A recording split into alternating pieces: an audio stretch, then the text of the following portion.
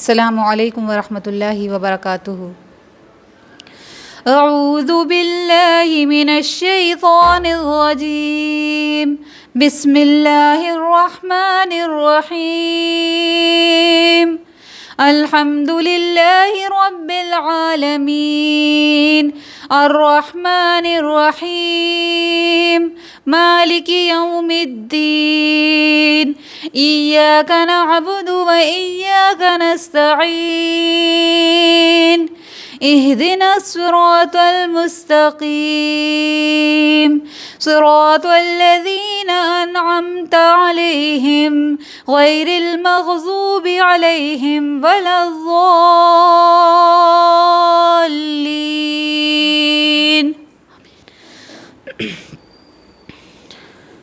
پناہ چاہتی ہوں اللہ کی شیطان مردود سے۔ شروع کرتی ہوں اللہ کے نام سے جو نہایت مہربان اور رحم کرنے والا ہے۔ تمام تعریف اللہ کے لیے ہے جو دونوں جہاں کا رب ہے، جو نہایت مہربان اور رحم کرنے والا ہے، جو قیامت کے دن کا مالک ہے۔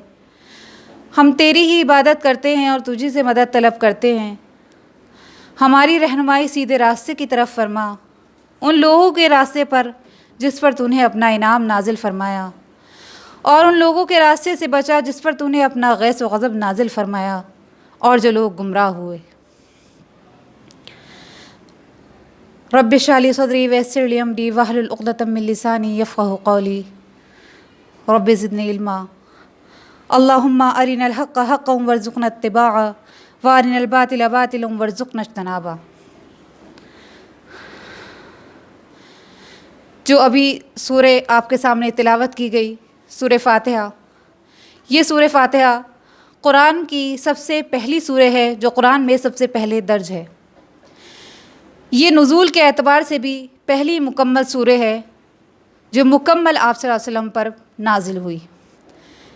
اس سے پہلے سورہ علق کی چند آیات نازل ہوئیں، سورہ نور کی چند آیات نازل ہوئی، سورہ مزمل کی، سورہ مدثر کی ابتدائی آیات چند نازل ہوئیں، لیکن مکمل جو سورہ ہے وہ نزول کے اعتبار سے یہی پہلی مکمل سورہ ہے جو آپ صلی اللہ علیہ وسلم پر نازل ہوئی۔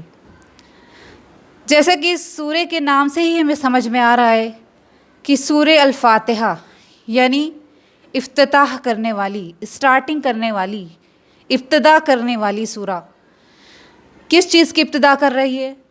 قرآن کی ابتدا۔ اس لیے اس کو افتتاحی کلام بھی کہا جا سکتا ہے اور اوپننگ سورہ بھی کہا جا سکتا ہے۔ اٹ از دا اوپننگ سورہ آف دا قرآن۔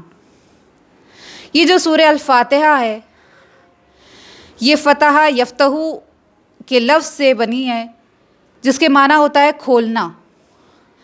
اس فاتحہ کو ہم کی یا چابی سے بھی تعبیر کر سکتے ہیں، جیسے کہ کسی بھی لاک کو کھولنے کے لیے کی یا چابی کی ضرورت ہوتی ہے، اسی طرح یہ ایک کی کا کام بھی کرتی ہے جو پورے قرآن کو اسٹارٹ کرے گی اس کی کے ذریعے۔ یہ ایک افتتاحی کلام ہے۔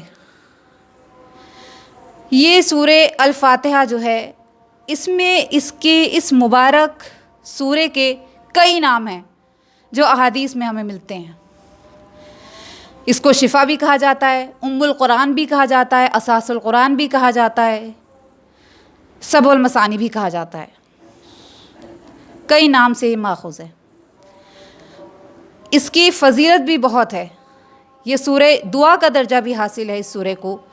جس طریقے سے اگر ہم اس کلام کو دیکھیں، اس سورہ فاتحہ کی آیات کو دیکھیں کہ شروع کی ابتدائی آیات جس میں اللہ تبارک و تعالیٰ نے اپنی صفات کا بیان کیا ہے، اپنی صفات بیان کی ہیں، ان 3 آیات کے بعد دعا کا سلسلہ کہ کس طریقے سے بندہ اپنے رب سے دعا مانگ رہا ہے، تو ایک دعا کا مہذب طریقہ اللہ تعالیٰ نے ہمیں اس میں سکھایا ہے کہ کس مہذب طریقے سے دعا مانگنی چاہیے۔ جیسا کہ انسان دنیا میں بھی اگر کسی سے اپنی چیز کو مطالبہ کرتا ہے، کوئی چیز مانگتا ہے تو کیسے مانگتا ہے؟ پہلے شروع میں ہی اپنی جو مطالبات ہے وہ نہیں رکھتا، بلکہ پہلے اس کی تعریف کرتا ہے، اس کے بعد پوائنٹ پر آتا ہے کہ اسے کیا مطالبات، کیا چیز اسے چاہیے۔ اسی طریقے سے اللہ تبارک و تعالیٰ نے خود اپنے بندوں کو سکھایا کہ کیسے اللہ تبارک و تعالیٰ کی پہلی صفات بیان کی گئی، اس کے بعد جو ہے 3 آیات کے بعد اس کا سلسلہ جاری کیا گیا کہ ہم تیری ہی عبادت کرتے ہیں اور تجھ سے مدد طلب کرتے ہیں۔ سورہ فاتحہ کی فضیلت میں آتا ہے کہ یہ ایک ایسی سورہ ہے کہ جو اگر بستر پر لیٹو اور اسے پڑھو، سورہ فاتحہ، قل هو اللہ پڑھ لیا کرو، تو یہ موت سے تمام چیزوں سے حفاظت کر لے گی، موت کے علاوہ تمام چیزوں سے حفاظت کرنے والی سورہ ہے۔ اس سورہ کو شفا بھی کہا جاتا ہے، اس کو اگر پڑھ کر دم کیا جائے، پھونک لیا جائے تو اس میں بھی شفا حاصل ہوتی ہے۔ یہ تھی سورہ فاتحہ کی فضیلت اور اہمیت، اور یہ سورہ فاتحہ کو سب سے پہلے رکھنا قرآن کی سب سے پہلی سورہ۔ اب ہم دیکھتے ہیں کہ اس کے لفظ بلفظ کیا ترجمہ، کیا معنی مفہوم ہے۔ سب سے پہلی آیات الحمدللہ رب العالمین، یعنی تمام تعریف اللہ کے لیے ہے جو دونوں جہاں کا رب ہے۔ الحمد یہ لفظ جو ہے صرف اللہ ہی کے لیے خاص ہے، یہی واحد ذات ہے جس کے لیے لفظ خاص ہے، اس کے علاوہ کسی کے لیے بھی یہ لفظ نہیں بولا جائے گا، کسی بندے کے لیے، کسی انسان کے لیے، کسی شخصیت کے لیے یہ لفظ نہیں بولا جا سکتا۔ یہ لفظ اللہ تعالیٰ نے خود اپنے لیے پسند فرمایا ہے۔ اللہ تبارک و تعالیٰ کی تعریف بیان کرنے کا جو طریقہ اس میں ہے کہ حمد کا لفظ استعمال کیا گیا، الحمدللہ رب العالمین، کس کے لیے؟ رب کے لیے۔ یہاں پر لفظ استعمال کیا گیا رب۔ رب بھی ایک ایسا لفظ ہے جو کسی اور کے لیے نہیں بولا جا سکتا۔ رب میں بہت سے معنی اور مفہوم ہیں۔ رب مالک اور آقا کے معنی بھی رکھتا ہے، منتظم کے معنی بھی رکھتا ہے، اور خبر گیری اور نگہبانی کرنے کے معنی بھی رکھتا ہے۔ تو یہ تمام صفات کس کے اندر ہے؟ اللہ تبارک و تعالیٰ کے۔ یہ انتظام کون چلانے والا ہے؟ سورج نکالنا اور دن اور رات کی گردش اور بارش کا ہونا، رزق پتھر میں چھپے کیڑوں کو پہنچانا، یہ تمام کام کس کے ہیں؟ اللہ تبارک و تعالیٰ کے۔ اس کے علاوہ کوئی شخصیت ایسی نہیں ہے جو یہ کام انجام دے سکے۔ تو یہ رب لفظ جو ہے صرف اللہ کے لیے خاص ہے۔ تو تمام تعریف کس کے لیے ہے؟ جو دونوں جہاں کا رب ہے، تمام عالم کا، آسمان میں جو تمام مخلوق ہے ان کا، جو زمین میں ہے تمام مخلوق اس کا، آسمان اور زمین کے درمیان جس سے ہم واقف بھی نہیں ہیں اس کا بھی، تمام چیز کا رب، تمام مخلوقات کا رب کون ہے؟ اللہ ہے، اور اسی کے لیے تعریف خاص ہے۔ یہ لفظ صرف اسی کے لیے ہے۔ اب آگے الرحمن الرحیم، جو نہایت مہربان اور رحم کرنے والا ہے، یعنی اس کی رحمت جو ہے اتنی زیادہ ایکسٹینسو، اتنی زیادہ انٹینسو ہے کہ اس کے لیے ایک لفظ کافی نہیں تھا کہ رحمان بول دیا جاتا اور کافی ہو جاتا، نہیں، بلکہ الرحمن بھی کہا گیا اور الرحیم بھی کہا گیا، تاکہ اس کی جو امپورٹنس ہے، جو اس کے لفظ الرحمن جو اللہ تعالیٰ کی صفت ہے، اس کی کمی جو ہے دو لفظ مل کر پوری ہو جائے۔ الرحمن الرحیم، جس کی رحمت بہت زیادہ ہے، جو رحم کرنے والا، بہت زیادہ رحم کرنے والا، 70 ماؤں سے زیادہ محبت کرنے والا، اور یہی وہ اپنے بندوں سے بھی چاہتا ہے کہ اس کے اندر بھی رحم کا مادہ پیدا ہو۔ الرحمن الرحیم، آگے فرمائے مالکی یوم الدین، جو قیامت کے دن کا مالک ہے۔ کون ہے قیامت کے دن کا مالک؟ صرف اللہ، اس کے علاوہ کسی کی بادشاہی نہیں، کوئی بھی کسی کے اندر اتنی قدرت نہیں، صرف اللہ رب العزت ہی ہے جو قیامت کے دن کا مالک ہے، اور جو نیکی اور برائی کا بدلہ دینے والا ہے۔ جس نے کوئی نیکی کی ہوگی اس کا انجام وہ دیکھ لے گا، اس کی جزا وہ لے لے گا، حاصل کر لے گا، دیکھ لے گا، اور جس نے کوئی برائی کی ہوگی، کوئی گناہ کیا ہوگا، اس کا بھی بدلہ اسے ملنے والا ہے۔ تو قیامت کے دن کا مالک صرف واحد ذات اللہ ہے۔ آگے اللہ تعالیٰ ارشاد فرماتے ہیں ایاک نعبد و ایاک نستعین۔ 3 آیت میں اللہ کی صفات کا تذکرہ ہوا، اللہ کی صفات بیان کی گئی۔ تمام تعریف اللہ کے لیے ہے جو دونوں جہاں کا رب ہے، جو نہایت مہربان اور رحم کرنے والا ہے، اور جو قیامت کے دن کا مالک ہے۔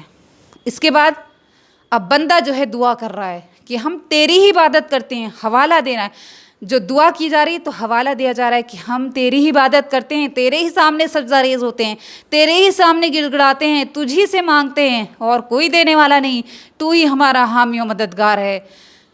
وَإِيَّاكَ نَسْتَعِينُ، ہم تجھی سے مدد طلب کرتے ہیں۔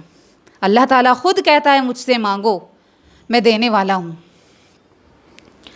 اور اس شخص سے ناراض ہوتے ہیں جو اللہ تبارک و تعالیٰ سے نہیں مانگتا۔